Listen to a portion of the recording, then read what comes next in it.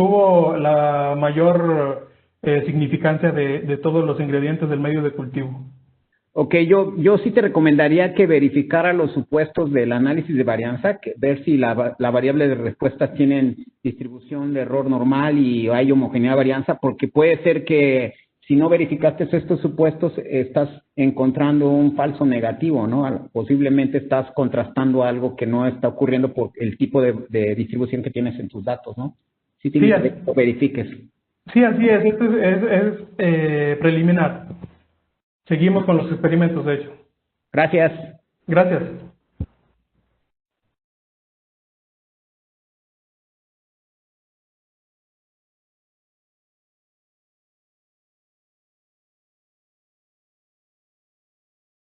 Hola, ¿qué tal? Mi nombre es Gustavo y les voy a presentar rapidísimamente mi cartel.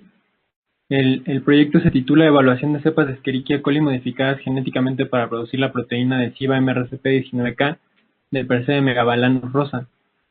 En este proyecto lo que buscamos es desplegar en la membrana externa de las cepas de Escherichia coli una proteína adhesiva del Persebe para conferirle pues nuevas ventajas sobre cepas que no tengan esta proteína, ¿no?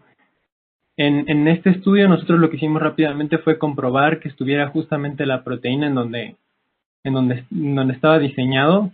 Lo pueden ver aquí en el gel de proteína, en donde pudimos ubicar que la proteína adhesiva estaba en la membrana externa, y luego comparamos estas cepas con sus cepas control, las cuales no tienen la proteína adhesiva, en placas de vidrio en donde pusimos a crecer las células. Como pueden ver, las imágenes que tienen la letra D corresponden a las cepas que tienen la proteína adhesiva, en comparación con las que tienen la letra C, corresponden a aquellas que no tienen. Esto es en medio sin agitación, fue donde encontramos la mayor diferencia. Y bueno, finalmente hicimos unas pruebas de centrifugación para ver si estas células se podían remover de una manera más eficiente en comparación con las cepas control. Y sí, encontramos que a bajas revoluciones y tiempos cortos tienen un efecto importante sobre la remoción de células en centrifugación. Y bueno, eso es básicamente todo. Hace rato presentamos este proyecto en las ponencias, entonces no sé si tengan alguna duda.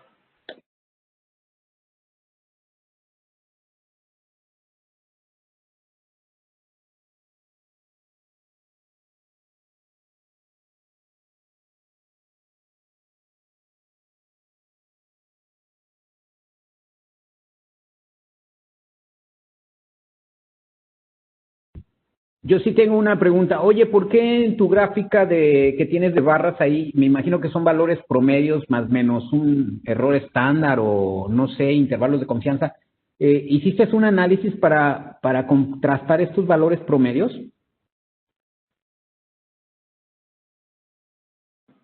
Sí, bueno, para esta prueba en esta gráfica de barras que se ve, es la observancia que hay en los tubos Eppendorf después de centrifugar a ciertas revoluciones.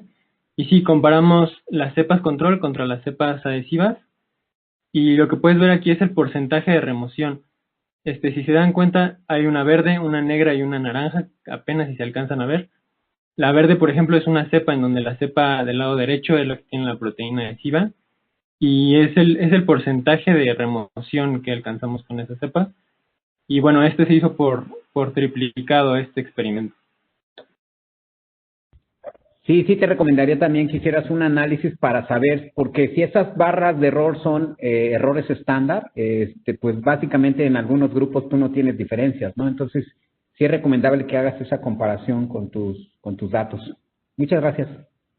Muchas gracias.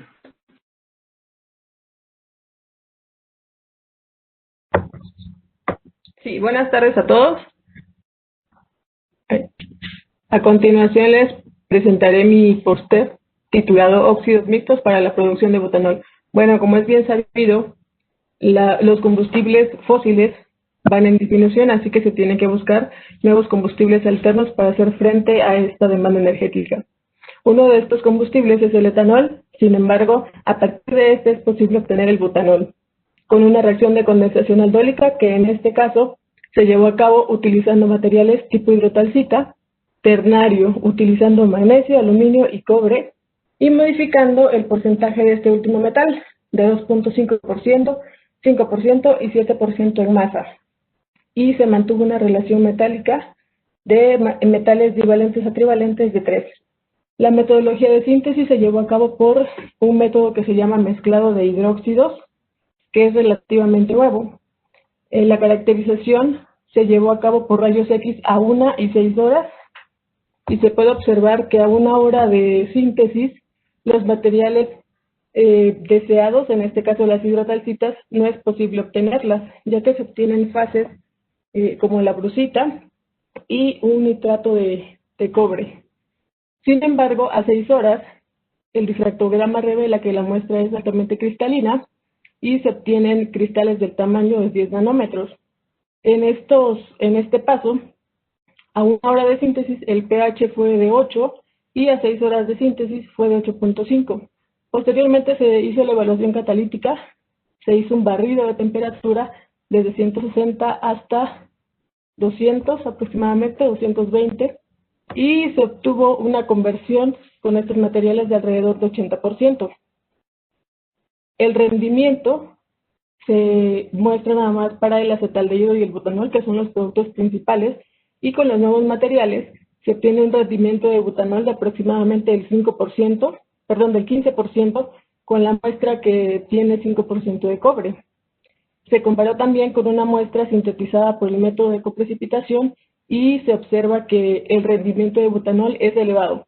Posiblemente sea porque en esta hidrotalcita coprecipitada el material es puro, y en la que nosotros obtuvimos el material todavía tiene trazas de otra fase, que es un carbonato de magnesio. Se puede decir entonces que la síntesis de estos materiales está favorecida con este método a mayor tiempo de reacción y a mayor pH, en este caso 8.5. Por otro lado, para estos materiales, si se quiere hacer un estudio isotérmico, se recomienda una temperatura de 160 grados centígrados a 180 grados centígrados. Y bueno, por mi parte es todo. ¿Alguna pregunta?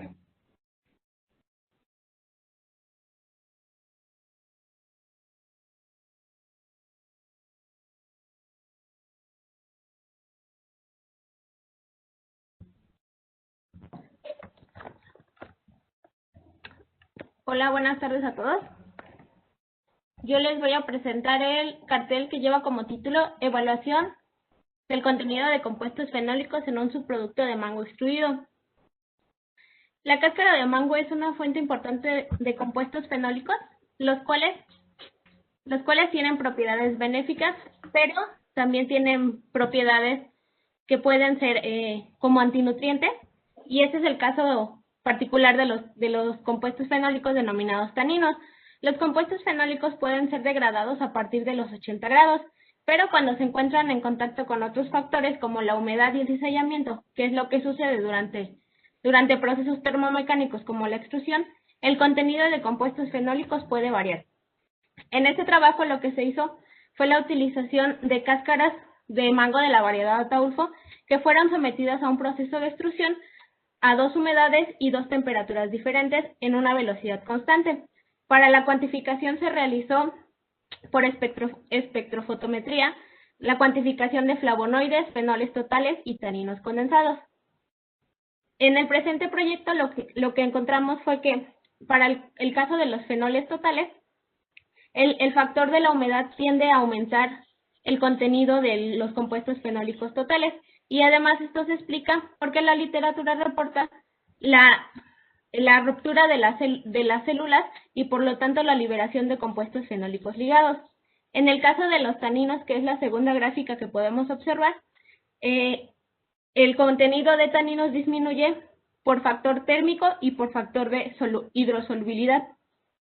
En la tercera gráfica, que es el contenido de flavonoides, este tiende a aumentar cuando los niveles que evaluamos se encuentran en un nivel bajo, ya que cuando nosotros aumentamos el nivel de los factores, estos tienden a disminuir. Esto se explica debido a que se genera el efecto por calor húmedo que tiende a ser más disruptivo. Como conclusiones de este trabajo, los factores de temperatura y humedad tienen un efecto sobre el contenido de los diferentes compuestos fenólicos y las condiciones ideales para aumentar o disminuir el contenido dependen de la estructura del tipo de fenólico. Por mi parte sería todo. Muchas gracias. No sé si alguien tenga alguna pregunta. Yo sí quiero preguntarte, oye, los compuestos, los polifenoles y los flavonoides, bueno, también en la literatura se dice que tienen efectos benéficos sobre su consumo, ¿no? Entonces, aquí lo que tú estás demostrando, aparte del efecto térmico que estás evaluando, en las dos últimas gráficas estás básicamente diciendo que hay una composición que se está expresando en los flavonoides, ¿no? Entonces, ¿no sería una condición favorable para tener mayor cantidad de flavonoides que serían disponibles como compuestos bioactivos para su consumo? Sí, pues es que, por ejemplo, en el caso de los flavonoides, las condiciones que aumentaron es en las condiciones del 40% de humedad y 90 grados de temperatura. Y aunque sí podemos tener una mayor cantidad para que estén disponibles, al momento de que ejerzan el efecto, digamos, a nivel de organismo, pues sí depende de algunos otros factores. Sin embargo, pues nosotros ahí estaríamos apostando a que pues mayor cantidad, pues sí podríamos tener mayor beneficio.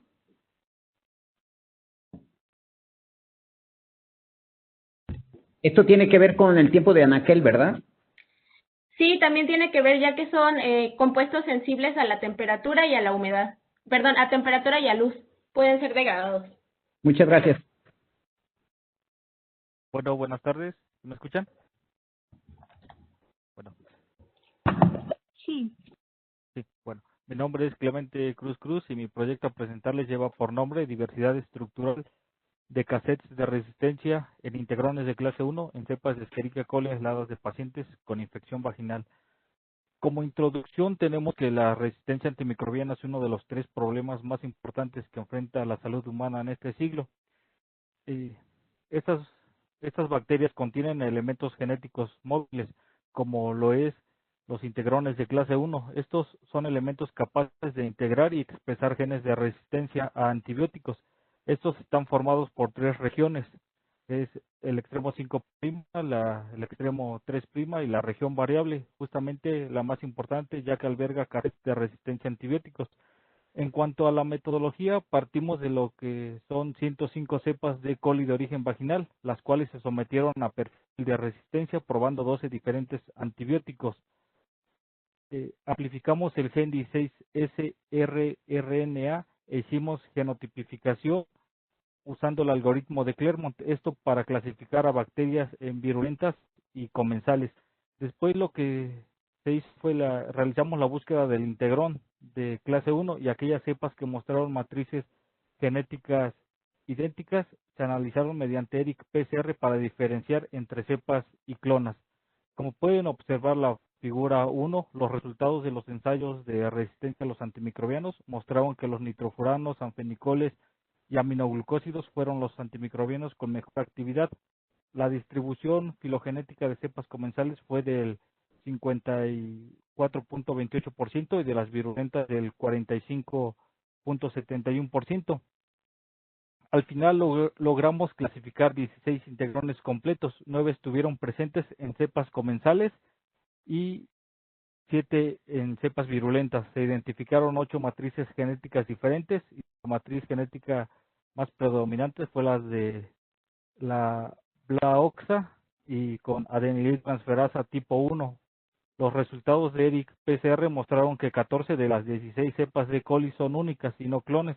Esto lo podemos observar claramente en la figura 3. Como conclusión tenemos que se identificaron 16 integrones de clase 1 y que la alta incidencia de factores de virulencia y de resistencia en cepas comensales y virulentas de coli reveló herramientas potenciales en la patogenia y tratamiento de la infección vaginal. Eso sería todo. No sé si tengan alguna pregunta.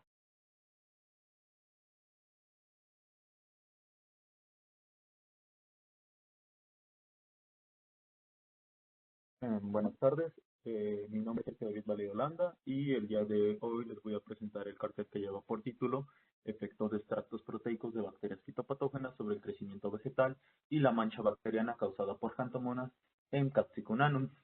Este trabajo surge como una estrategia para generar alternativas de control biológico o de origen biótico para prevenir enfermedades bacterianas en plantas de interés agronómico, como es el chile. En este trabajo lo que nosotros evaluamos en una primera parte fue la obtención de proteínas de bacterias fitopatógenas, en este caso de Xanthomonas y Pseudomonas, y el uso de estas proteínas como inductores de resistencia fisiológica en plantas de chile. Esto lo evaluamos en condiciones de invernadero. Como metodología, nosotros obtuvimos 2 cepas bacterianas de referencia, HAN 801 y Pseudomonas DS 3000. Las cultivamos en un medio rico, colectamos sus células por centrifugación, hicimos la obtención de proteínas por buffer de CDC-Tris y precipitaciones con acetona, cuantificamos por Bradford y posteriormente hicimos el análisis por Page. Posteriormente hicimos un bioensayo en invernadero donde aplicamos por aspersión estas soluciones de proteínas para inducir resistencia y tratamientos de control basados en productos comerciales como es el Actigar y el GoOut. Al final del experimento, posteriormente a las 48 horas hicimos el reto con la bacteria patógena y a los 20 días nosotros finalizamos el bioensayo evaluando variables de crecimiento y de daño. Como resultados, nosotros pudimos observar una reducción significativa con base a pruebas estadísticas de Tukey en el porcentaje de hojas dañadas con respecto a plantas del control que no fueron retadas con la bacteria, pero que no fueron aplicadas con ningún inductor. Y también observamos que estos inductores no afectaron el crecimiento de las plantas con respecto a los inductores comerciales, como el Actigar. Este es un inductor basado en ácido salicílico que por lo general afecta el crecimiento de las plantas y pues con nuestros inductores proteicos no observamos este fenómeno. En conclusión, nuestros inductores proteicos basados en proteínas de Xanthomonas y Pseudomonas se vuelven una alternativa para inducir resistencia fisiológica contra la mancha bacteriana causada por bacterias de Xanthomonas y otorgar resistencia a cultivos contra enfermedades. Muchas gracias. Cualquier duda, pues pueden preguntarme. Oye, ¿qué tal? Buenas tardes. Una pregunta, veo tus gráficos y bueno, la comparación múltiple que hiciste fue con el método de Tukey, pero ¿cuál es el diseño de análisis de varianza que hiciste para contrastar? Porque como no se alcanza a ver bien entre las leyendas de las gráficas, no se ve en el eje de las Y ni las X. ¿Cuál es el método que utilizaste para contrastar? Porque las comparaciones múltiples sí me quedan claros, pero ¿hiciste una nova de 2 vías o hiciste una nova de...? Sí, pues parece ser que hiciste una nova de 2 vías, pero no sé, porque no lo pusiste en tu cartel. Sí, el diseño experimental está basado en un diseño de 2 vías, pero el análisis que hicimos estadístico para estas gráficas es solamente de una vía, comparación de tratamientos de todos contra todos. Se hizo de 2 vías, pero digamos que esa ya es información que no contemplamos para este cartel. No sé si con eso respondo su pregunta. Sí, pues tienes que tener cuidado porque como presentan los gráficos pareciera que estás comparando entre los 2 factores y entre los grupos dentro de cada uno de los factores, ¿no? Entonces, si los hiciste de manera independiente, pues no es como lo más idóneo poner los gráficos así como los ubicaste, ¿no? Bueno, yo pensé que se iba a entender por las leyendas de la parte superior donde se indica que el factor bacteria y el factor sin bacteria contemplaba cada uno de los tratamientos de inductores. Pero sí, para la siguiente haré las modificaciones que me recomiendan. Muchas gracias. No, gracias a ti.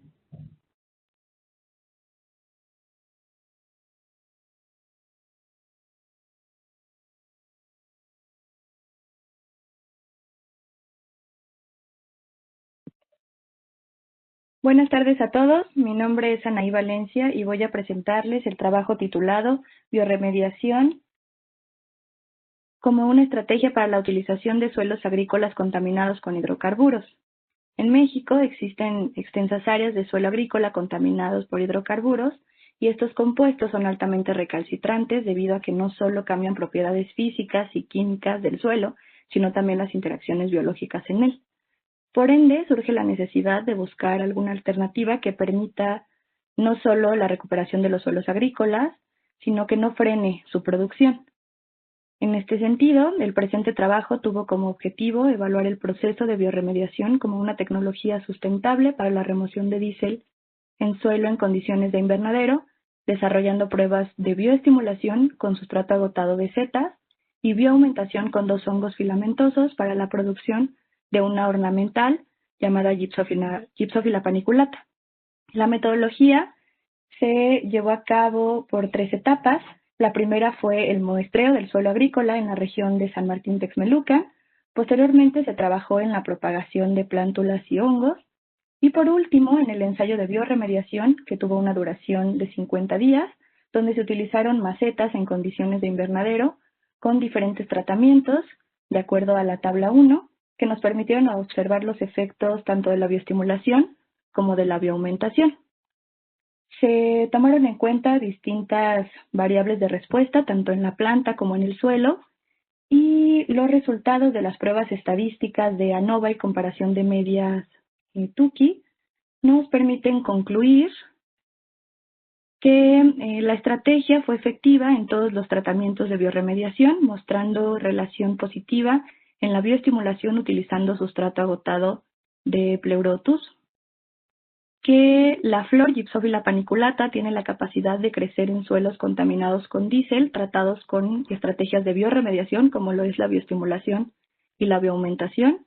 Y por último, que los hongos utilizados, Thalaromyces helicus y Trichoderma harzianum, podrían usarse también como promotores del crecimiento vegetal en la producción de Gypsophila paniculata en suelos de invernadero no contaminados.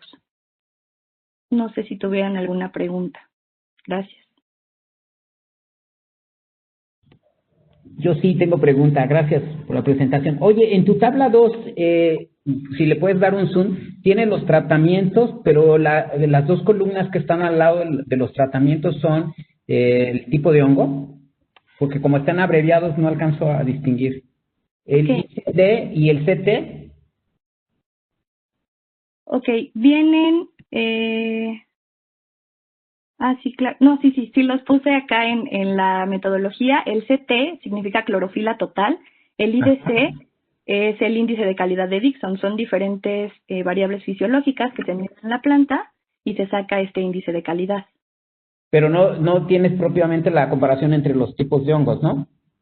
Los hongos se pusieron juntos. Ok. Uh-huh. Eso era justo la pregunta. Entonces, nada más como para terminar, hiciste una comparación en el tiempo, o sea, tienes más datos que comparas en el tiempo del desarrollo a partir de la efectividad. Así es, comparo solamente inicio y final, que es lo que se puede ver en las imágenes del cromatógrafo. Sí, gracias. Sacaste una tasa, ¿no? Me imagino. Así es, sí, Gracias. viene ahí el porcentaje. Sí, de nada. Gracias a usted.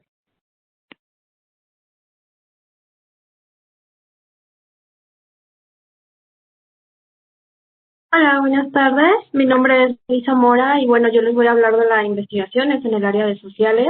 Las empresas de autotransporte de cargas tienen la ventaja del punto a punto en una entrega de mercancía de puerta a puerta y generan gran impacto en la cadena de suministros. El problema es que el 80% de las empresas son microempresas que no cuentan con estructura y se encuentran con grandes problemas que están retrasando y aumentando los costos en la cadena de suministros.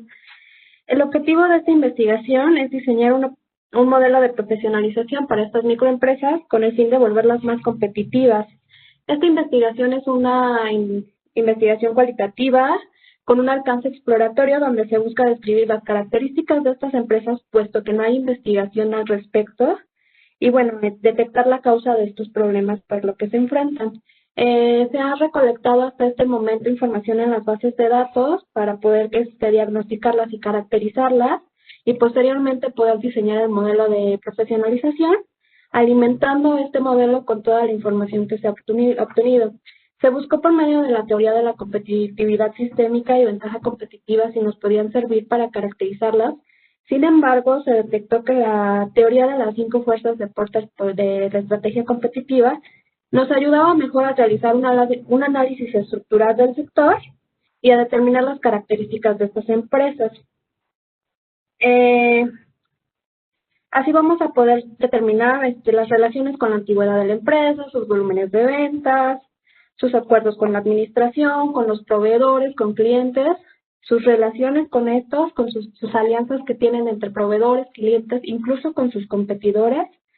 Y bueno, finalmente las entrevistas preliminares que que se han realizado nos han arrojado que tienen falta de programas de mantenimiento, lo que las hace tener unidades con baja productividad, mala calidad en el servicio. Además, tanto los dueños de las empresas como los operadores no cuentan con capacitación y bueno, finalmente tienen una edad de flota promedio muy alta. Vamos a continuar con las investigaciones para concluir este modelo y bueno, por mi parte es todo. No sé si tengan alguna duda.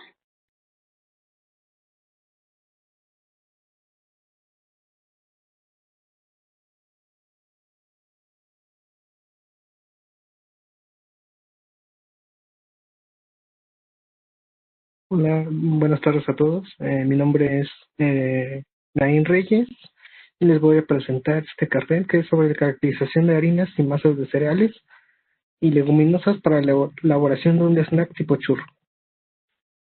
La malnutrición comprende aquellos padecimientos relacionados con deficiencias en el régimen alimentario, así como los presentados por el consumo excesivo de alimentos altos en grasas y azúcares.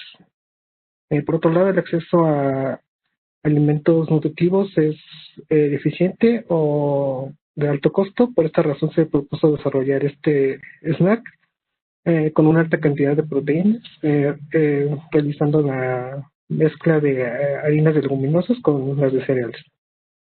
El procedimiento fue la recepción de materia prima, obtención de harinas, obtención de mucílago, análisis físico-químico, diseño de formulaciones y análisis de textura y geometría. En las imágenes se muestran la obtención de las harinas, que básicamente consiste en el remojo, la cocción, el secado y la molienda. También la de la obtención del mucílago. Este es un proceso libre de solventes para que pudiera ser utilizado en la formulación del producto y se ha considerado como seguro. Es un mucílago tipo GRAS. En las pruebas físico-químicas se consideró el pH, la actividad de agua, la humedad y la solubilidad. En el análisis de texturas se analizaron los parámetros de dureza, cohesividad, elasticidad y gomosidad. Se encontró que los parámetros de dureza y elasticidad se ven afectados principalmente por la cantidad de harina de legumbre o de maíz y trigo que están presentes en las formulaciones. Las formulaciones 1 a 3 son las que incluyen harinas de tipo legumbre y maíz. Las formulaciones 4 a 6 son las que contienen trigo y legumbres. Y las formulaciones 7 a 9 contienen los 3 tipos de harina. En el estudio de geometría se observó que todas las formulaciones se comportan como fluidos del tipo refluidizantes y siguen el modelo de ley de la potencia. Además, se midió también el módulo complejo y se determinó que las formulaciones con harinas de trigo y legumbres son las que tienen menor firmeza y además son las menos estables, mientras que las formulaciones que contienen maíz con legumbres y las que contienen los 3 tipos de harina presentan mayor estabilidad. Con esta información se seleccionaron aquellas formulaciones que fueran más óptimas para el proceso de extrusión. Como conclusión, el desarrollo de NACS pudo ser viable, ya que las propiedades tecnofuncionales del producto permiten su utilización en un sistema de extrusión para la obtención de los snacks. Eso sería todo. No sé si tienen alguna duda. Yo tengo una pregunta. Sí, dígame. ¿Qué legumbres utilizaste para tus harinas? Es garbanzo, lenteja y haba. Ok, ¿y cómo se mide la actividad de agua? Es un proceso en el que se mide el punto de rocío. se utiliza un aparato, como tal es un medidor de AW, te da información sobre la cantidad de agua disponible en el producto. El agua disponible es aquella agua que puedes utilizar para reacciones químicas. Gracias.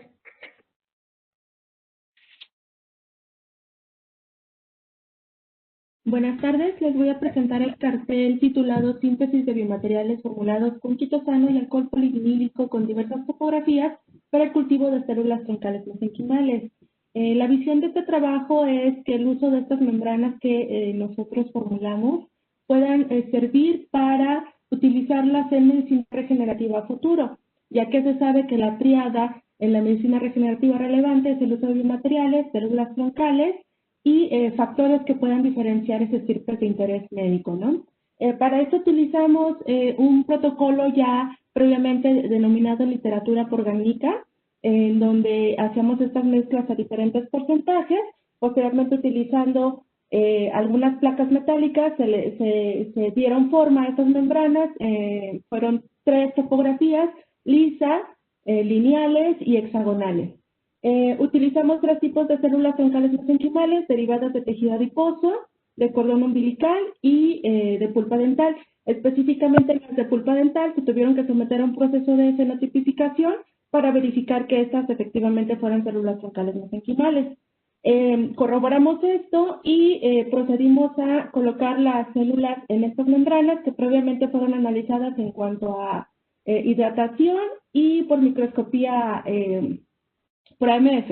Entonces, vimos que en realidad lo que resaltaba de este análisis era que se mantenían estables, ya aún hidratadas, tanto con PBS como con medio de MEM, en un tiempo de 20 días, lo cual pues a nosotros nos dio buenos indicios de su posible funcionamiento. Y en cuanto al análisis por microscopía de fuerza atómica, se vio que en realidad la rugosidad de las membranas hexagonales fueron las que en más altos niveles de rugosidad presentaban. Ya una vez acopiar las células de estas membranas, pues vimos que efectivamente las membranas hexagonales mantenían mayor anclaje de las células, específicamente las células de tejido adiposo son las que mayormente se anclaron, y después, aunque no se adhirieron totalmente, después al subcultivar estas células que habían estado expuestas por 24 días a las membranas, vimos que seguían proliferando, se mantenían adheridas y mantenían su morfología típica. Por tal, la conclusión de este trabajo fue que estas membranas, a base de alcohol polivinílico y quitosano, podrían ser potenciales para vehículos acarreadores de estas células troncales en futuras aplicaciones en medicina regenerativa. Gracias.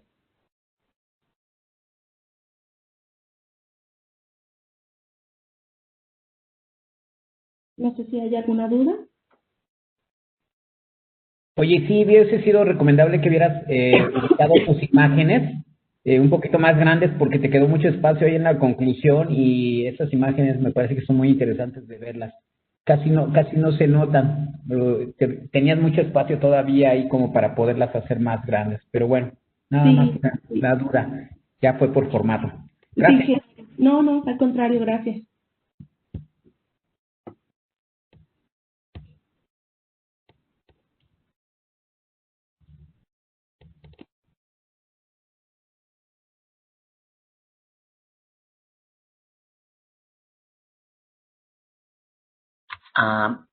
Buenas tardes.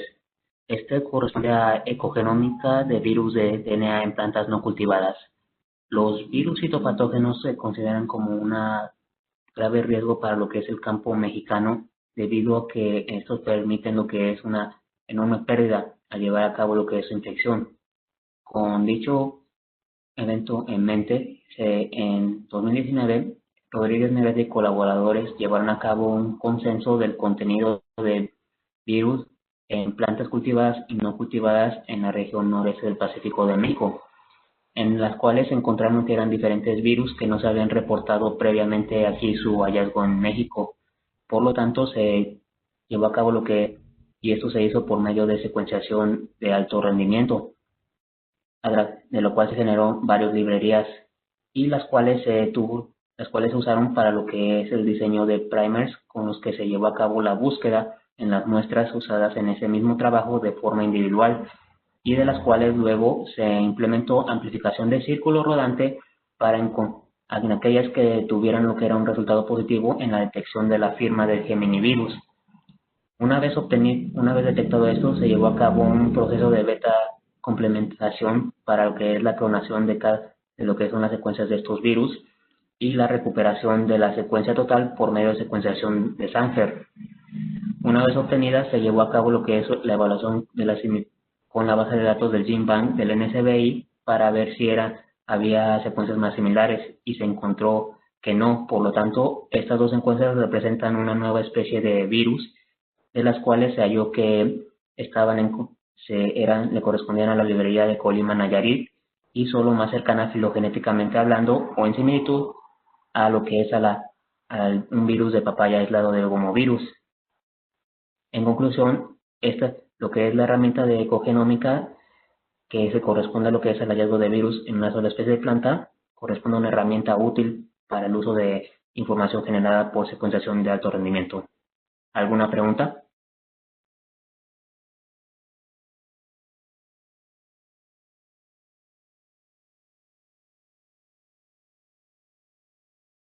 Oye, una pregunta. Tu secuencia filogenética a partir de los registros del GenBank, como solamente utilizaste es una especie nada más de planta, no sé si es posible que se pudiera reconocer por otras especies de plantas y a lo mejor coincida en el arreglo filogenético de las especies que registraste.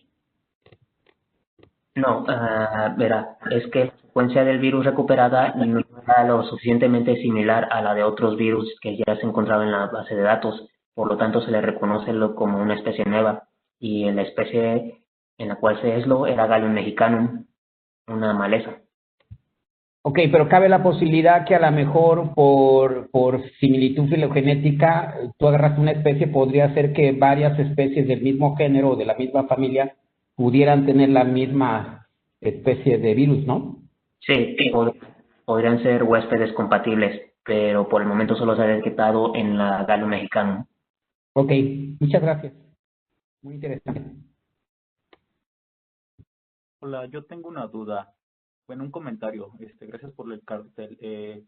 Si son plantas no cultivables, al final, ¿cómo se vuelven un potencial riesgo para la propagación de virus si estas no son cultivables o no son cultivables? Porque estas se ¿Pueden pueden... como reservorio del virus nada más? Sí. ¿A lo que te refieres? Pueden ser reservorio, y también al tener otros virus no conocidos, estos se pueden generar un proceso de recombinación con los de plantas cultivadas y llevar a la emergencia y reemergencia de esas enfermedades. Ok, ya. Gracias.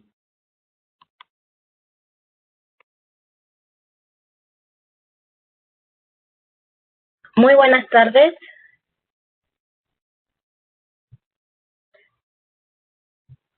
¿Me escuchan? Sí, te escuchamos. Muy buenas tardes. Soy la arquitecta Misa Flores y hoy les voy a explicar el proyecto que lleva por nombre Detección de zeolita por alteración hidrotermal en Santiago de Anaya. Santiago de Anaya es un lugar que cuenta con una importante reserva de calcita, y en este lugar se decidió crear un jardín botánico. Como parte de esto se creó una carta geológica a detalle del lugar y se pudo detectar un banco de material piroclástico que tenía la capacidad de retener humedad en su interior.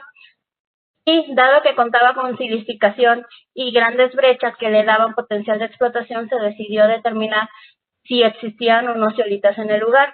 Para ello, se tomaron 6 muestras, las cuales fueron molidas hasta la malla 200 y luego secada durante 3 horas a 90 grados centígrados, para luego pasarlas por la prueba de fluorescencia de rayos X, determinación mineralógica y un microanálisis químico. Teniendo como resultado, se indicaron que el banco se componía principalmente de plagiocases y que los minerables visibles en las vetillas respondían principalmente a calcita y en una menor proporción a zeolita, que nos llevó a concluir que las soluciones hidrotermales que afectaron este lugar se enriquecieron con el carbonato de calcio de los alrededores, y se reflejó en que los minerales de la zona estudiada tengan una variación mineralógica que va desde la composición ígnea hasta la composición sedimentaria en unos cuantos metros cuadrados.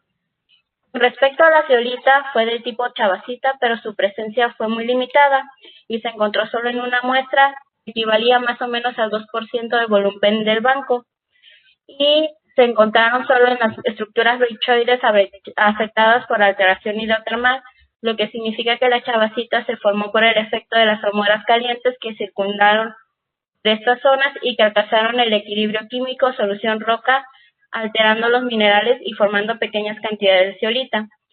Todo lo anterior permite suponer que se puede reproducir esta mezcla para futuros trabajos y que con una mínima presencia de zeolita se puede aumentar la capacidad de retención de humedad del suelo, lo que representa un gran potencial de aprovechamiento para el suelo agrícola y que se puede explorar en futuros trabajos.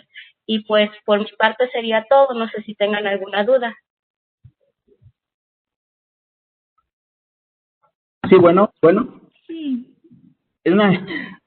Es que creo que se falló mi micrófono, no escuché, no creo que no se escuchó la explicación.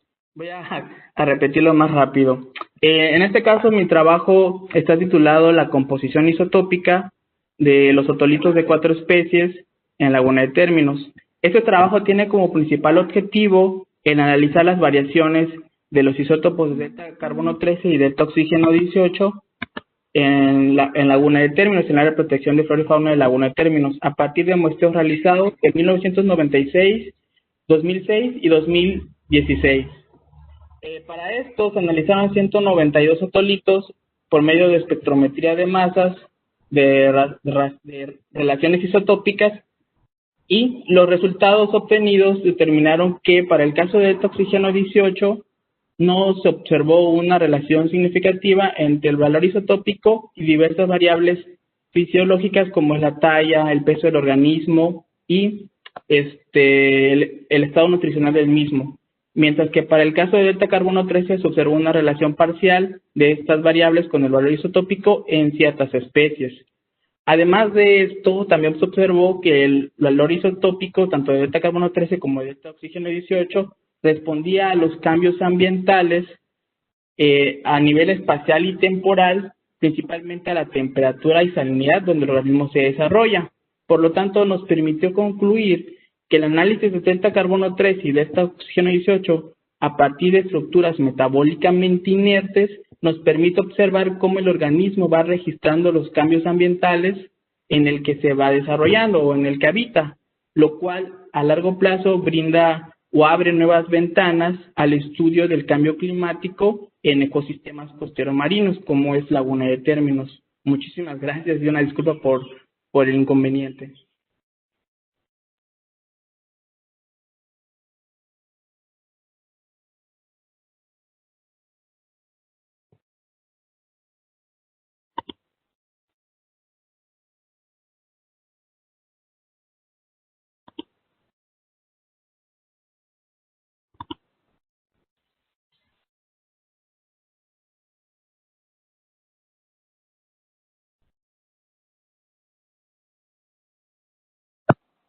Hola, ¿qué tal? Muy buenas tardes. Mi nombre es Jonathan Ubera.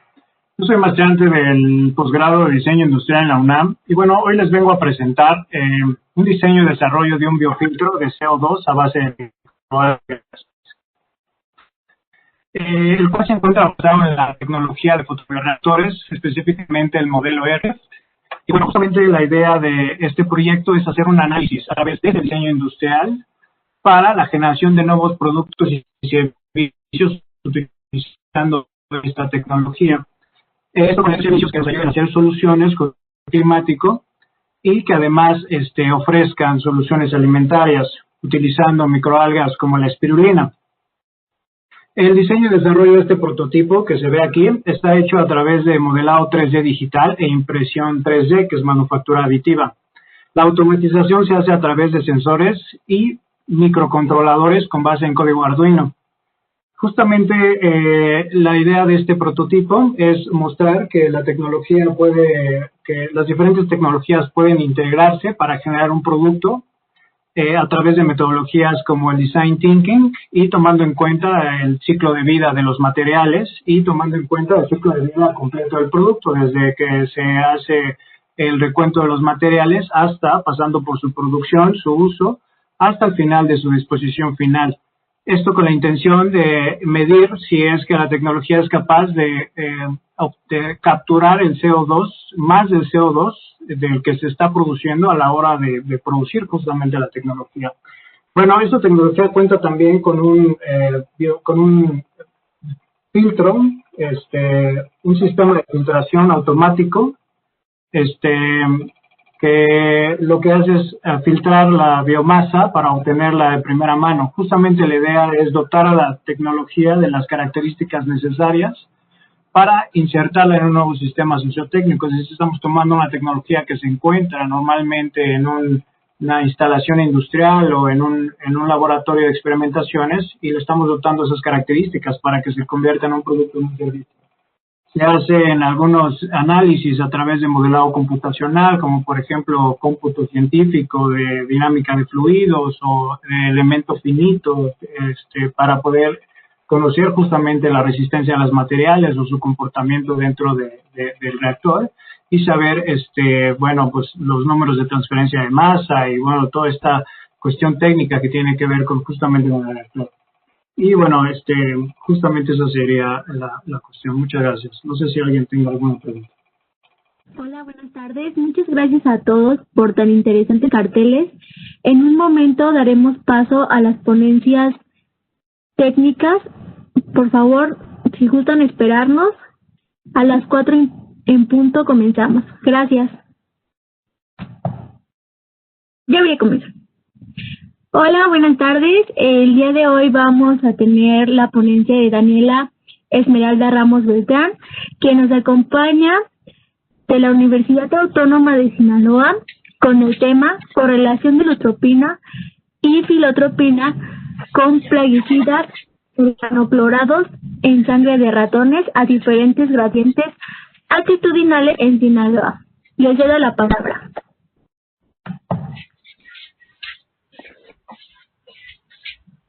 ¿En dónde le muevo?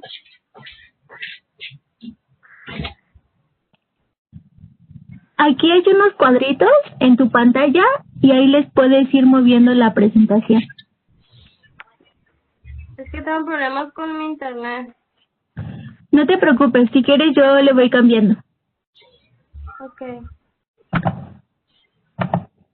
Bueno, como ya mencionaron, mi tema es sobre la correlación de lutropina y politropina con plaguicidas organoclorados en sangre de ratones músculos a diferentes gradientes altitudinales.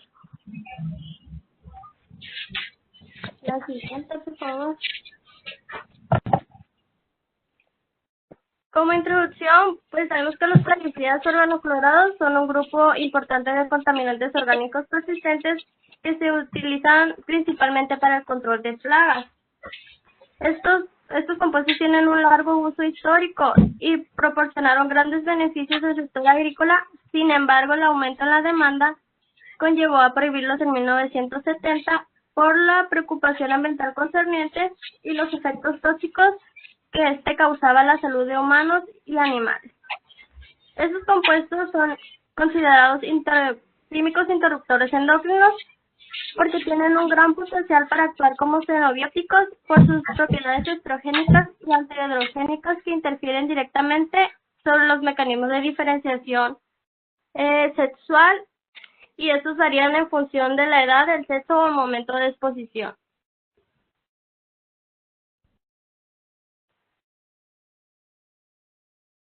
Siguiente.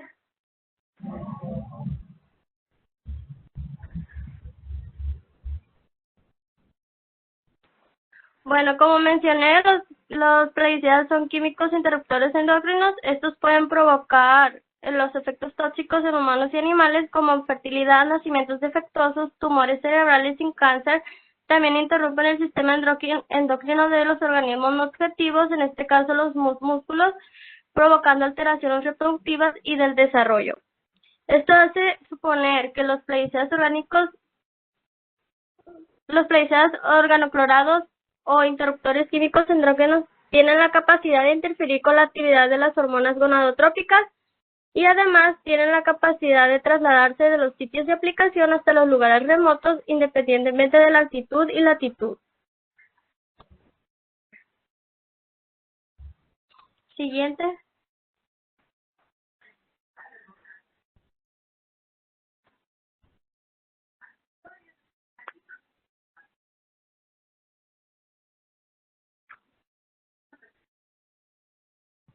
Bueno, ahí está manejamos la hipótesis del transporte atmosférico de largo alcance, de larga distancia. Como sabemos, pues muchos de los plaguicidas que se aplican a los cultivos, menos del 0,1% llega a los organismos objetivos, mientras que los residuos se distribuyen entre el suelo, el agua, el aire y los organismos no objetivos. Esto contribuye negativamente a la salud ambiental y a los servicios de los ecosistemas. La teoría de la destilación global explica que a través del transporte atmosférico de larga distancia, los plaguicidas orgánicos persistentes, como los plaguicidas organoclorados, dan lugar a una contaminación ambiental generalizada, por lo cual hay una mayor preocupación por el riesgo a la salud y el riesgo ambiental ante estos compuestos, principalmente en los organismos no objetivos.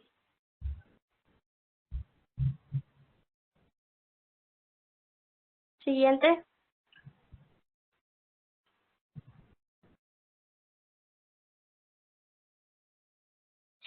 Bueno, el objetivo de este estudio fue detectar, cuantificar y evaluar las concentraciones de plaguicidas, lutropina y politropina en sangre de ratones capturados a diferentes zonas altitudinales de Sinaloa, así como identificar las posibles correlaciones entre las gonadotropinas y los plaguicidas orgánicos, los plaguicidas organoclorados o interruptores químicos endócrinos.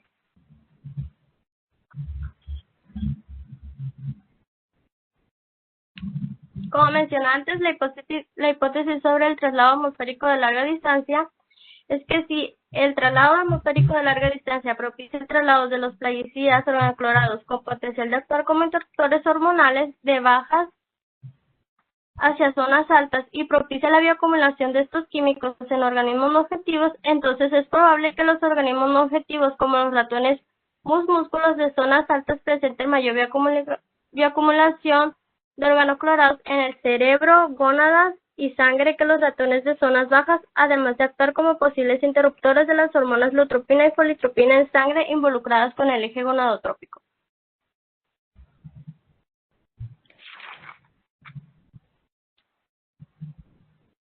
Como desarrollo, pues es el muestreo, lo iniciamos de julio del 2018 a junio del 2019. En donde los puntos de muestreo se alcanzan a ver en la parte izquierda, que son los municipios de Guasave, Sinaloa, Salvador Alvarado, Mocorito y Badiraguato, con altitudes promedios de 15 metros sobre el nivel del mar a 1.468 metros sobre el nivel del mar.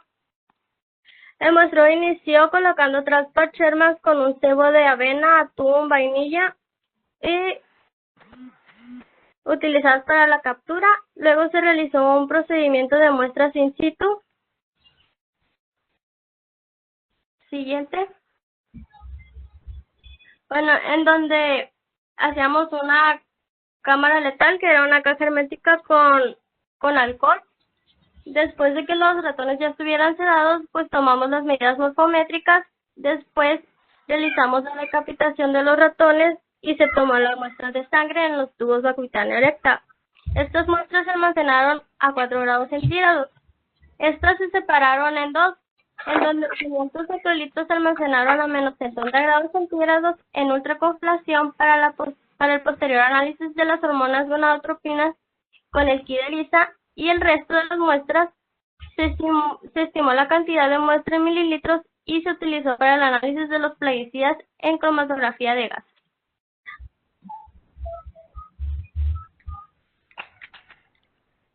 Como procedimiento se usó el método CEPA 81B, en donde se inició con un agregado de 3 mililitros de hexano, 1 gramo de sulfato de sodio anhidro y 1 mililitro de solución saponificadora.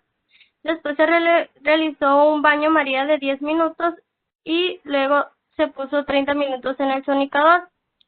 Se hizo un empaquetado de columnas de limpieza y filtrado de hexano de muestras para capturar nada más los plaguicidas y eliminar cualquier residuo. Luego se hizo un secado a temperatura ambiente en una campana de extracción se hizo una resuspensión de estas muestras en 2 mililitros de isooctano y se almacenaron en viales de 2 mililitros para posteriormente hacer una detección y cuantificación con el cromatógrafo de gases.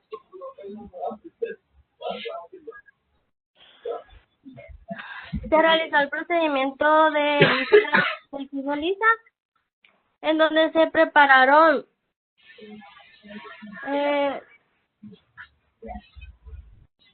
las muestras de sangre en una microplaca, en donde se usó el anticuerpo específico para la detención de cada hormona. Y posteriormente se hizo la determinación del lector.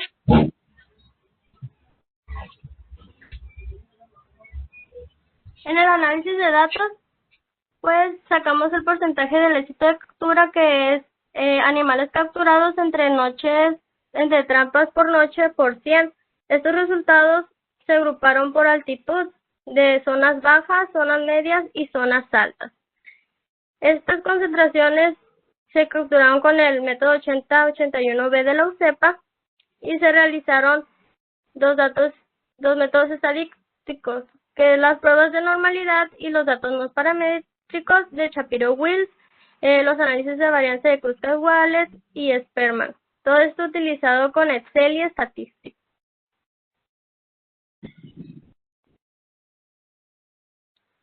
Bueno, en este trabajo se capturaron 25 ratones. Como éxito de captura general hubo un 12.96%. En zona alta hubo un 6.94% de éxito de captura. En media hubo un 20% de éxito de captura y en baja hubo un 13.30% de éxito de captura. Gallina en 2018 tuvo un éxito de captura del 2.19% y Andrade Herrera en trabajos posteriores tuvo un éxito de captura de 2.3%. Esto se puede deber porque, como sabemos, que Sinaloa es un estado altamente agrícola.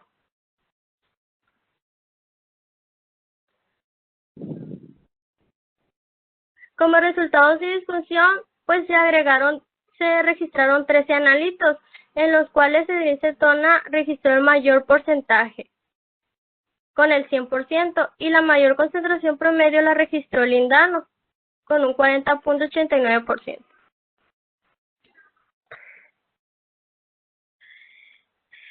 Las concentraciones promedio y los porcentajes de frecuencia de los plaguicidas en sangre de machos por altitud es que la mayor concentración se la llevó lindano en machos de zona baja con un 127.9 y hubo diferencias significativas entre dieldrin y edrincetona. Edrincetona tuvo el mayor porcentaje de frecuencia en ambas actitudes.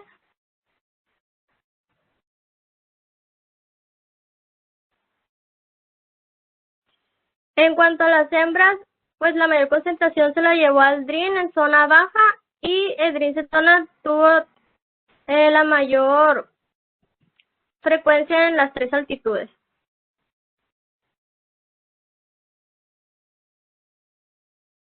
Tripiati y Matías citaron que el grupo HCH es de los plaguicidas más volátiles y se les encuentra en distintos ecosistemas por el efecto del transporte atmosférico de larga distancia. Chicoyo citó que detectar lindano en ratones silvestres podría indicar una aplicación reciente, lo que nos podría sugerir que los machos de zonas bajas, en donde identificamos la mayor concentración promedio, estuvo recientemente en contacto con este compuesto, a pesar de estar restringido y reconocerse cancerígeno para humanos.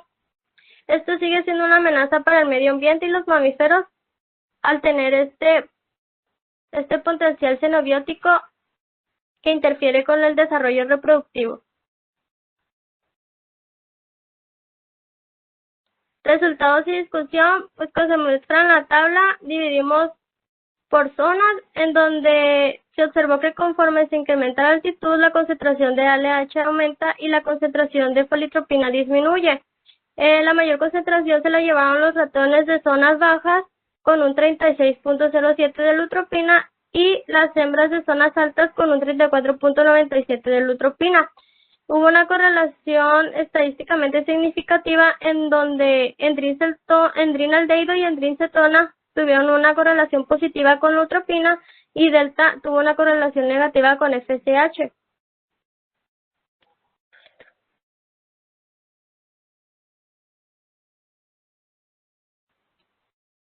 Bueno, la detección de las correlaciones entre los plaguicidas y las gonadotropinas podría significar que están actuando sobre las señales reproductivas de los ratones silvestres y quizás llegan a modificar su capacidad reproductiva, ya sea adelantando o retrasando la función.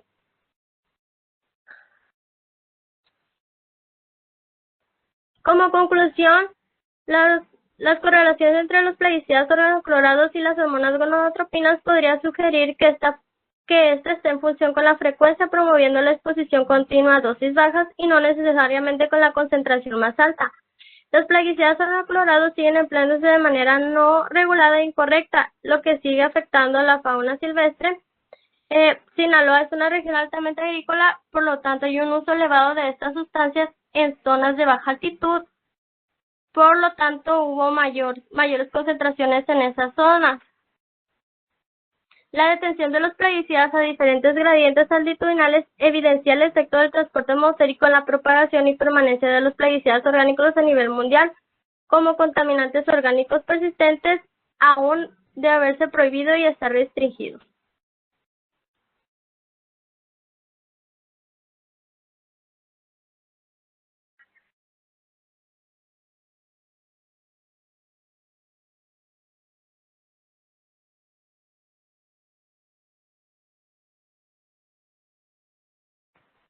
Por mi parte, eso sería todo. Muchas gracias. Comencemos con la ronda de preguntas. Por favor, quien quiera hacer una pregunta la puede poner en el chat o activar del lado derecho su mano virtual que está del lado de su nombre en la lista de participantes.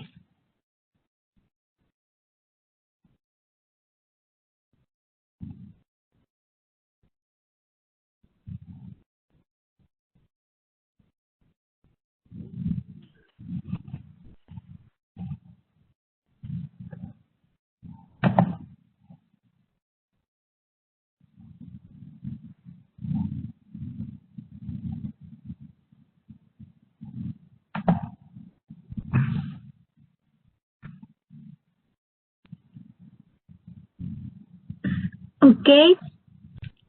Bueno, estuvo muy interesante la presentación, entonces daremos a la entrega de una constancia a la que la letra dice: el Instituto Politécnico Nacional, a través de la Unidad Profesional Interdisciplinaria de Ingeniería y Ciencias Sociales y Administrativas, la Sección de Estudios de Posgrado e Investigación y el Comité Organizador otorgan la presente constancia a Daniela Esmeralda Ramos Beltrán, Juan Francisco Almazán Peñuelas, Aldair Rentería Ávila, Víctor Manuel Salomón Soto, María Nancy Herrera Moreno, César Paul Ley Quiñones y Ernestina Pérez González, por la impartición de la ponencia Correlación de lutropina y folotropina con plaguicidas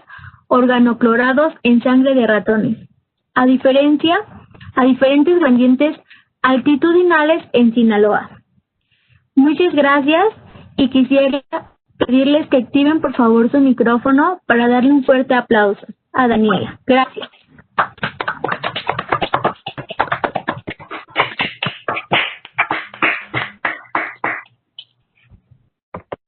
Es momento de continuar con la presentación de Hugo.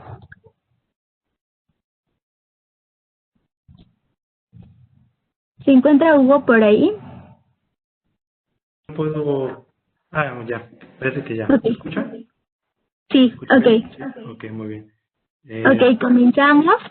Y el ponente es Hugo Iván Pedrosa Meneses, quien nos acompaña de la Universidad Autónoma de Querétaro con el tema de zonificación para la conservación de suelo y agua, caso de estudio, Microcuenca La Cañada, de Querétaro. Gracias, les cedo la palabra. Gracias.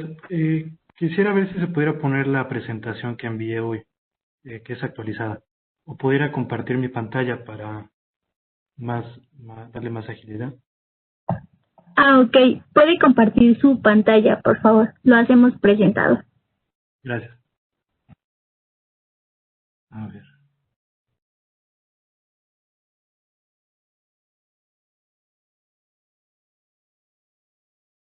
Ok.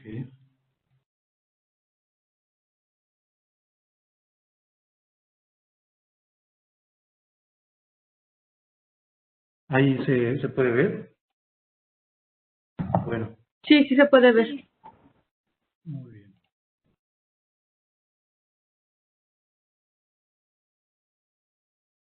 Bueno, pues entonces damos comienzo a la zonificación para la conservación de suelo y agua, caso de estudio microcuenca en la Cañada, es lo que nos ocupa en este artículo. Principalmente la conservación de los ecosistemas naturales y los servicios ambientales que se proveen a través del suelo y agua son un aspecto prioritario en la gestión integrada de cuencas. En México se estima que el 44.9% de los suelos tienen algún proceso de erosión química, hídrica, eólica y física. Las principales causas son las actividades agrícolas y pecuarias, la deforestación, la remoción de la vegetación y la urbanización e industrialización. En la agricultura, a nivel mundial, el 90% del agua utilizada proviene del subsuelo, por lo que la recuperación de suelo a través de la cubierta vegetal natural y productiva es indispensable para la infiltración hídrica. El objetivo del presente trabajo fue zonificar las áreas de vegetación de la microcuenca mediante un análisis morfométrico y los sistemas de información geográfica para la conservación del suelo y agua. Su contribución será la optimización en la gestión de proyectos de conservación de laderas y pendientes para armonizar la operatividad de los ordenamientos ecológicos locales y la toma de decisiones en el desarrollo urbano sobre las repercusiones y transformaciones territoriales en la cuenca. Pues bien, la seguridad hídrica y alimentaria tenemos que dependen de la calidad y disponibilidad del agua y esta a su vez de la integridad del suelo. La agricultura convencional es la principal causa de pérdida y degradación del suelo, así como de contaminación y estrés hídrico. Tan solo entre 1961 y 2000, la producción agropecuaria aumentó 146%. Se espera que para el año 2050, el 60% de la población mundial resida en zonas urbanas. Por lo mismo, la producción de alimentos se incrementará hasta el 70%. Si esto se mantiene en el tiempo, se habrán perdido alrededor de 4.5 millones de hectáreas de suelo por año. La función clave del suelo es la reducción de la toxicidad de los contaminantes, pues retiene nutrientes y los vuelve disponibles para las plantas. Asimismo, el suelo es el hábitat de una microbiota que tiene un papel fundamental en los ciclos bioquímicos y en la fertilidad del suelo.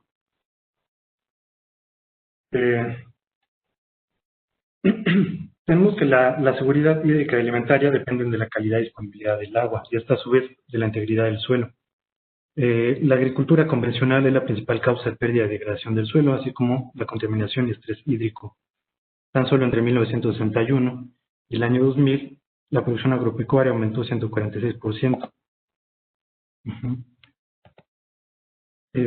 Bueno, el área de estudio es la microcuenca urbana de La Cañada, que se ubica al centro-oriente de la capital del estado, de Querétaro, entre los municipios de Santiago de Querétaro y El Marqués. Pertenece a la región hidrológica número 12 del río Lerma-Santiago. Por su disposición geográfica, integra áreas urbanas naturales, urbanas y periurbanas y rurales, en las que se realizan actividades primarias, industriales y extracción de materiales. En ellas se encuentran 86.549 habitantes, distribuidos en 15 localidades, la cabecera municipal y el área conurbana de la zona metropolitana de Querétaro. En cuanto al uso del suelo, se compone de vegetación secundaria, de selva baja caducifolia y matorral clasicable. El uso del suelo agrícola, que corresponde al 50.9%, y el uso del suelo urbano es de 24.8%, y los bancos de materiales representan el 5.2%. Bien, los materiales y métodos utilizados para obtener las zonas funcionales de la microcuenca se determinaron mediante el método de análisis morfométrico de cuencas hidrográficas propuesto por Valdés y Hernández. Se utilizó el software ArcGIS para el procesamiento y análisis de la información. Se utilizaron los siguientes insumos cartográficos que consistieron de curvas de nivel a escala 1/50.000, el límite de la cuenca, con lo que se creó el modelo digital de elevación. Este se ajustó gracias al parteaguas de la microcuenca de acuerdo a las curvas de nivel y se zonificaron las subunidades de paisaje de las zonas funcionales de acuerdo a la curva ipsométrica.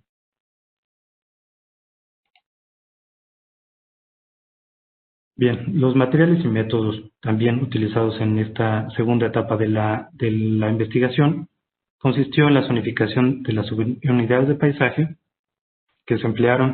el que se emplearon los siguientes insumos cartográficos que consistieron en el límite de la cuenca, el modelo digital de elevación y las zonas funcionales, así como el uso de suelo y vegetación a escala 1/250.000. Primero se realizó la unión de los polígonos de vegetación de la capa de uso del suelo y vegetación y se cortó de acuerdo al límite de la cuenca, de lo cual se tomó en cuenta los tipos de cobertura de vegetación agrícola, selva baja caducifolia, vegetación secundaria matorral clasicable y áreas desprovistas de vegetación. A continuación, se utilizó la herramienta de análisis espacial, SLOPE, lo que permitió obtener el mapa de pendientes en formato raster, a partir de la capa D del modelo digital de elevación. Después se reclasificó de acuerdo con los valores de grado pendiente propuestos por PEO. Del lado izquierdo tenemos el diagrama metodológico, el diagrama de flujo, para la información cartográfica de su procesamiento a través de los SIG. Estos fueron obtenidos de INEGI, de FIRCO, en formato raster y formato shape. Posteriormente se reclasificaron de acuerdo a los parámetros antes mencionados y se obtuvieron los productos de modelo digital de elevación, límite de cuenca, zona funcional y mapa de pendientes. Bien. Los resultados obtenidos a partir de este análisis morfométrico indican que se trata de una microcuenca del tipo exorreica dendrítica, con forma oval o oblonga, poco alargada y con fuertes relieves y pendientes pronunciadas. Indican que se encuentra en un estado geológico de edad adulta, en fase de erosión, con procesos de transporte y sedimentación significantes. En cuanto al nivel de respuesta ante el fenómeno de precipitación, indica que tiene mayor susceptibilidad a crecidas, pues el nivel de concentración es alto y la densidad de drenaje es baja, pudiendo presentar problemas de inundaciones en la parte baja de la microcuenca, además de sedimentación y obstrucción del drenaje. En la tabla inferior tenemos las zonas funcionales, su superficie y su altitud. En la figura del lado derecho tenemos las zonas funcionales de la microcuenca, correspondiendo a las altitudes obtenidas a través del análisis de la curva ipsométrica. El producto final obtenido a partir de la zonificación de la pendiente de la capa de uso de suelo y vegetación y delimitada de acuerdo a las zonas funcionales, alta, media y baja, son las unidades de paisaje caracterizadas por la pendiente. Este producto posibilita su interpretación por atributos de relieve para designar el tipo de intervención a realizar. Para cada polígono específico caracterizado en la pendiente, es posible visualizar, de acuerdo a su ubicación transversal con respecto a la zona alta, media y baja, para llevar a cabo un análisis de atributos de la cobertura de vegetación y el suelo desprovisto de vegetación, de manera que facilita la propuesta de intervención en base a los criterios de conservación y de suelo y agua. Las propuestas para conservación de suelo y agua, para intervenir carcavas y laderas, se pueden hacer coincidir con los polígonos de unidades y subunidades de paisaje. Bien. Los desfases temporales de la fuente de información pueden ser corregidos mediante el índice normalizado diferencial de vegetación, que consiste en una supervisión asistida de percepción remota utilizando imágenes satelitales para evaluar la dinámica de la modificación del suelo, la vegetación y la erosión, y así disminuir el desfase existente. Es importante considerar que la información obtenida a partir del uso de suelo, del uso de los SIG, hay que integrarla con información en campo sobre los suelos, sobre los usos y costumbres, factores socioculturales y económicos. Es por ello que habrá de realizarse una ampliación metodológica en cuanto a variables y criterios considerados para contestar los problemas del entorno socioeconómico y cultural que están relacionados a la degradación del suelo y agua. Bien, como conclusión tenemos que la zonificación de las unidades y subunidades de paisaje aplicada al estudio de las zonas funcionales de las cuencas hidrográficas es una herramienta apropiada para la gestión integrada de cuencas, ya que facilita la gestión de los esfuerzos sociales, institucionales y económicos dirigidos a la conservación de de recursos naturales, la producción sustentable y a la recuperación del paisaje como recurso estético de alto valor ambiental. Esta metodología permite una clasificación remota del paisaje para el diseño, gestión y implementación de estrategias y proyectos enfocados en la recuperación de suelo y agua. En este sentido, es propicio para la integración de información relacionada con el índice de erosión, el balance hidrológico, la infraestructura, la demografía, los planes de desarrollo urbano y aspectos socioeconómicos y culturales. De esta manera, se puede potenciar la capacidad de análisis de la herramienta de zonificación, lo que brinda mayor certidumbre en el análisis, en el diseño y planeación de estrategias a corto, mediano y largo plazo. Bien, pues por mi parte es todo. Vuelvo a poner un poquito la lámina de la zonificación por grado pendiente y zonas funcionales. Para profundizar un poco en ello, tenemos los polígonos indicados en verde más oscuro, que son las pendientes que corresponden menores a 1 grado de inclinación. El color verde más claro correspondería al grado de pendiente número 3 y posteriormente a los grados de pendiente mayores a 15 grados.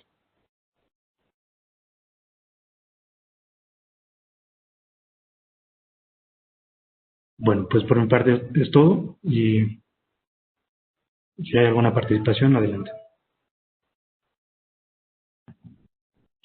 Gracias por la presentación. Entramos a la ronda de preguntas y respuestas. Por favor, el chat está disponible o alzando la manita virtual que tienen del lado derecho para que el ponente pueda responder a sus preguntas.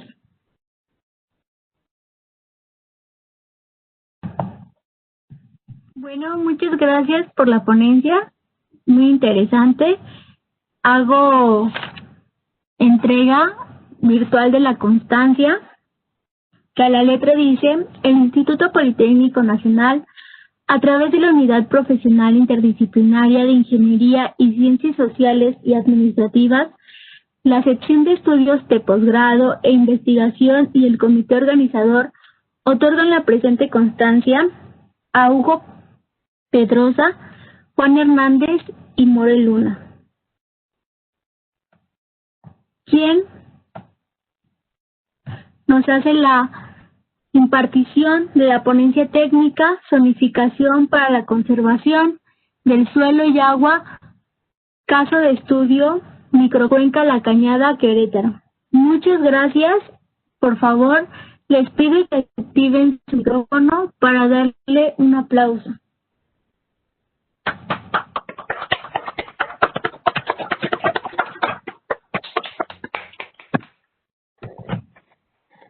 A continuación, seguiremos con la siguiente ponencia.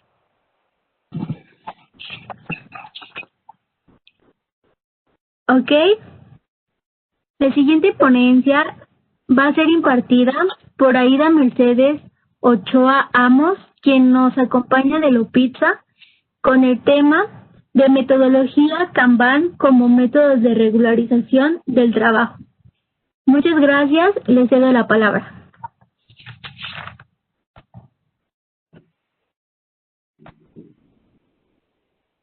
Hola, buenas tardes. Espero ya puedan ver mi pantalla. ¿Me escuchan? Sí, y sí vemos su pantalla. Perfecto. Mi nombre es Aida Mercedes Ochoa Amos, estudio una maestría en Ingeniería Industrial en Lopitza, como ya mencionado, y el artículo que les presento se nombra Metodología Kanban como método de regularización del trabajo. El artículo hace una revisión de la literatura explicando el sistema Kanban. Se explica la metodología aplicada en el caso de estudio que se presenta en una empresa logística.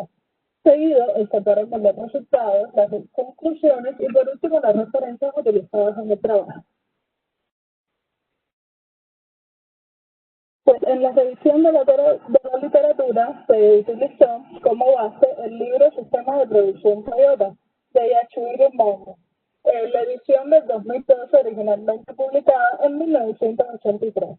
Sumado a esto, pues, se hizo una revisión de los principales autores que han abordado el tema actualmente. Kanban es un método visual que interviene en el proceso de reabastecimiento y empieza con el conocimiento de lo que el cliente demanda, hasta que se obtiene el producto final.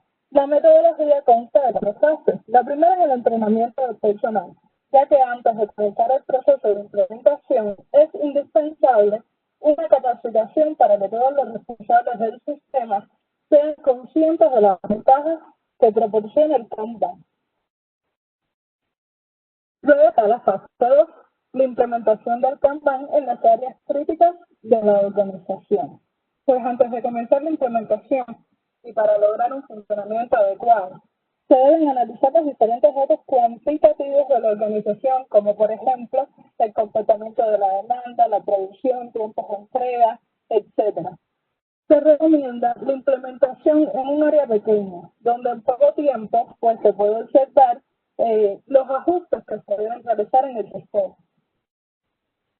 Luego pasaríamos a la fase 3, donde se generaliza el sistema a las áreas restantes de la empresa, lo que ya no supone un problema en el actitud de los trabajadores, pues ya a partir de la fase 1 conocerían la implementación, los beneficios que trae la implementación para la empresa. Y luego, por supuesto, llegaría la fase 4, que consiste en la evaluación y mejora del sistema. Esta fase se deben tomar en cuenta recomendaciones como que ningún trabajo debe ser hecho fuera de secuencia, se deben minimizar el tiempo útil de los operarios y el flujo debe permanecer continuo y equilibrado. Una vez que se termine esta fase, debe ser diagnosticado todos los resultados del Kanban adecuadamente. En una empresa del sector logístico cualquiera, que fue el tipo de empresa tomado para el caso de estudio, un proceso operativo de transporte común comienza con la solicitud del cliente, donde detalla las especificaciones que desea para cada servicio. El área operativa recibe la solicitud, la verifica y pues prepara su propuesta de cotización para el cliente. Una vez que el cliente firme dicha solicitud, se comienza pues a planificar el servicio. Cabe señalar que la empresa donde realizamos el caso de estudio realiza como promedio 50 servicios mensuales en solo 2 unidades y por supuesto no poseen estándares que organicen las operaciones, lo que ocasiona los siguientes inconvenientes. Primeramente, el área operativa encargada de la gestión y a medida que transcurre el tiempo y de forma empírica, les recuerda reiteradamente a los conductores los servicios que deben realizar, abandonando así sus funciones para garantizar que se realicen todos los pendientes.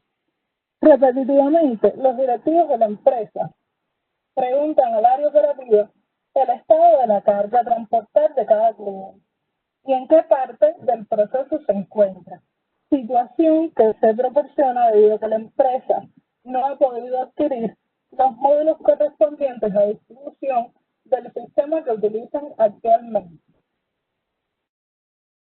Adicionado a esto, se dejan de realizar servicios por equivocaciones en las fechas en que se encuentran ocupadas las unidades, pues no se realiza ningún reporte que especifique esta información, produciendo así la salida de los clientes en la cartera de negocios. Bueno, luego de esto se analizaron el primer y el tercer supuesto por la técnica de los 5 por qué, concluyendo la técnica en ambos casos en el tercer por qué, donde se establece que la falta de una pantalla o un sitio donde se consulten las tareas a realizar es un pilar adecuado para el funcionamiento de la empresa. Con el objetivo de gestionar correctamente el tiempo de las 2 unidades y para los servicios que ofrece la empresa, pues se diseñó y se implementó un sistema Kanban. Y siguiendo las fases de implementación explicadas, pues lo primero que se hizo fue un cronograma de capacitación e implementación. Esta fase fue la base de todo el entrenamiento del personal, que bueno, pues se hizo de manera general para las áreas de apoyo y de forma individual en el área de transporte, ya que esta fue la seleccionada como área crítica de la organización. Justamente ahí comenzó la fase 2. En este caso, pues, no tomamos en cuenta ningún análisis sobre demanda, pues la empresa no contaba con dichos datos. Pero sí es recomendable que se realice en caso de implementarse, pues, en otras empresas. Como las orientaciones de la empresa se proporcionan por medios virtuales, el Kanban se efectuó mediante la plataforma Monday, que es la que pueden observar en la figura 6. Esta plataforma se vinculó a las herramientas de las cuentas electrónicas de los trabajadores de la empresa, específicamente en su calendario. Pueden visualizarlo pues en la figura 7. Todos los directivos pueden consultar el estado de los servicios que se está brindando en el mes. Sin embargo, solo los trabajadores involucrados en cada servicio tienen el acceso pues para consultar el mismo. Este calendario actualmente está siendo actualizado y controlado por horario operativo. Y pues en las imágenes, en ambas, podemos ver todas las características que nos brindan la plataforma, ¿no? Nos brindan los recorridos de las unidades, origen, destino, la fecha, la unidad que transporta cada carga y pues el chofer que está manejando esta unidad. Toda esta información queda como registro y sirve para los análisis contables de la empresa. Quiero explicar un momentico lo que es la plataforma Monday. Monday es una plataforma que se actualiza automáticamente a medida que se vaya restaurando el calendario virtual. Así se configuró. Este soporte va a tomar todos esos datos y los va a transformar en informaciones estadísticas. De hecho, nos da hasta estimaciones a futuro.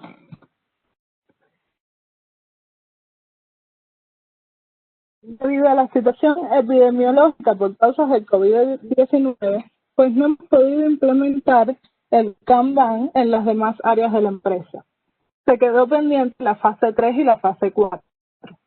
En la fase 3, pues, se deben estudiar las áreas de la empresa que más necesiten este sistema. Igualmente, se comenzaría por la más crítica. Y pues, en la fase 4, se analizará el sistema implementado buscando una mejora continua. Esta fase se puede programar cada cierto tiempo o simplemente se pueden ir detectando los problemas sobre la marcha. A pesar de todos estos problemas, el Kanban ha sido una herramienta primordial en el teletrabajo adoptado en la cuarentena. Pues ha permitido el flujo de información y la continuidad de las operaciones. La implementación del Kanban en el área de transporte comenzó en el mes de febrero del presente año, siendo pues un éxito desde el inicio. De los 264 servicios realizados en 6 meses hasta julio, resultaron eficientes 251. El gráfico muestra la cantidad de servicios eficientes por mes. En la tabla se detallan las causantes que imposibilitaron el cumplimiento de los 13 servicios deficientes. Cabe señalar que los 6 servicios con retrasos en los tiempos fueron ocasionados por causas ajenas al personal de la empresa. A modo de conclusión, podemos decir que el sistema Kanban trae múltiples beneficios. Permitió en la organización el flujo de información entre las distintas áreas. Permitió un flujo preciso y rápido. Y pues se comenzaron a impartir instrucciones en consecuencia con las condiciones actuales de los servicios que se están analizando en tiempo real. Además, el Kanban ahorra recursos y tiempo en las operaciones, pues evita tareas innecesarias y reduce el exceso de trámite.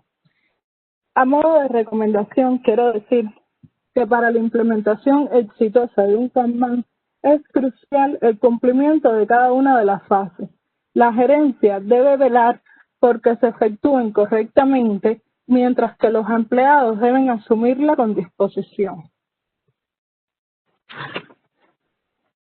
Pues aquí presento las referencias utilizadas para el artículo. Quiero agradecer a todas las líneas de generación y aplicación del conocimiento y a los profesores y colaboradores de la maestría en Ingeniería Industrial de UPIXA. Además, pues, quiero darle un agradecimiento a CONACYT por el apoyo económico otorgado desde que comencé la maestría. Pues muchas gracias. Espero haberles servido de ayuda. ¿Alguna pregunta? Muchas gracias. Comenzaremos con la ronda de preguntas y respuestas. Por favor, y quien tenga alguna pregunta la puede escribir en el chat o levantar la manita que está del lado derecho, al lado de su nombre, en la lista de participantes.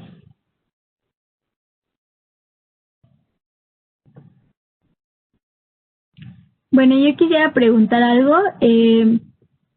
¿Esta metodología de Kanban se puede implementar en las diferentes empresas o es dirigido a una empresa en específico? No. La metodología Kanban puede ser utilizada en todo tipo de empresa de producción o de servicio mientras produzcan en referencia a lo que demanda el cliente. Ah, ok. Muchas gracias.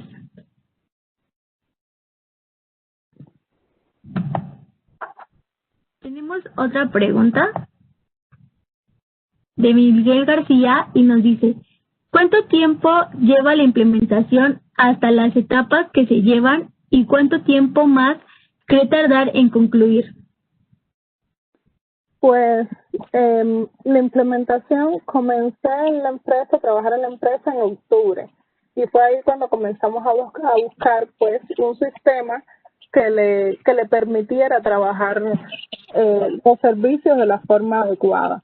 La implementación comenzó en febrero, pensábamos realizarla quizás 2 meses y luego pasar a las demás áreas, pero pues por los problemas del COVID no se pudo.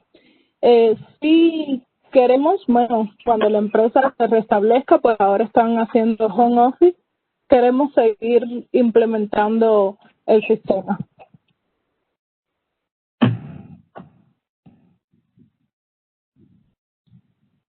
Ok, muchas gracias. ¿Alguien más tiene otra pregunta que hacer?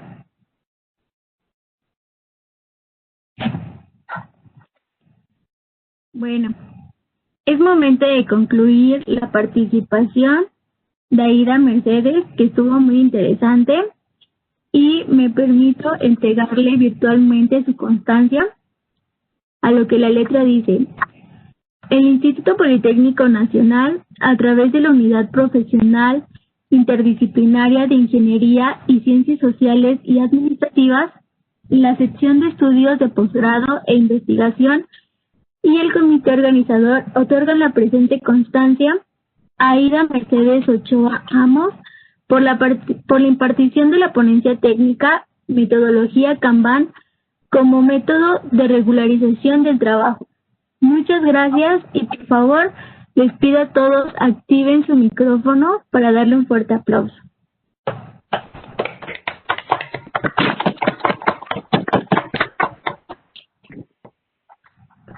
Bueno, por hoy se acaban todas las ponencias técnicas.